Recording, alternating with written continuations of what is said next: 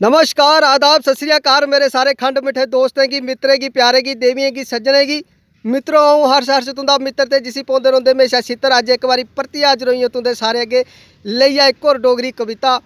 ते मेरी अज की कविता का नाम है जम्मू कठुआ सुपरफास्ट। एक कविता लिखी दी है डॉक्टर गुरु शर्मा होरें। आओ पी लैचा झूटा जम्मू कठुआ सुपरफास्ट का।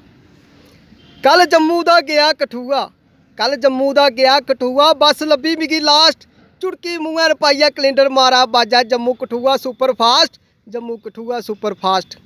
चढ़िया बसा मैमी सीट कोई नहीं खाली, चढ़िया बसा मैमी सीट कोई नहीं खाली, एक दुए टंगोए सारे लब्बन जियां मवाली।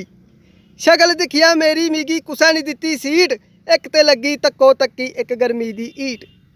कुंजवानी दा चढ़ी एक कुड़ी शैल सनक्खी, कुंजवानी दा चढ़ी एक कुड़ी शैल सनक्खी, दिखिए सारे होन लगे अपनी सीट दा बक्खी।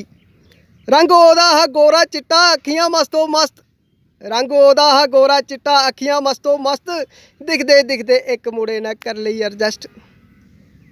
गल्ले गल्ले उसने कुड़ी दा पुछया पहले ना, भी सोने दा करी ड्रामा रखी लई बां। विजयपुर आइयै लब्भी एक सीट एंटी दा कन्ने, विजयपुर आइयै लब्भी एक सीट एंटी दा कन्ने, नुआड़े दऊं जागते मिगी लाया शैल बन्ने। एक पुट्टा बाल माड़े एक खिच्चा कमीज, ने बछेदर मोए उनेंगी मासा नहीं तमीज।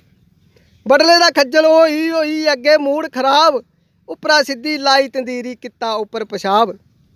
उठिया बैठा दूई सीटा आई पुज्जा कगवाल, कन्ने बैठा चाचू पुछे सौ बिगी सवाल।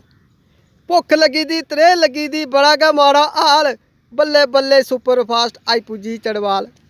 भी उठिया बैठा बखरा लगी ठंडी बाह, सोहनी कुड़ी आई बैठी कोल आया लम्मा साह। पुछया गल्ले गल्ले बोली जाना मैमी कठुआ, पुछया गल्ले गल्ले बोली जाना मैमी कठुआ, साढ़े पिंड गै बोई दी ओदी शक्की मड़ियो बुआ। मिठियां मिठियां गल्लां ओदियां दिखने लग्गे शैल, मुड़ी मुड़ियै दिखन सारे मेरी फुੱਲ डैल। हिम्मत करियै जिसलै आऊं मंगेआ ओदा नंबर, हसदे हसदे आखन लगी कराला मेरा पलंबर।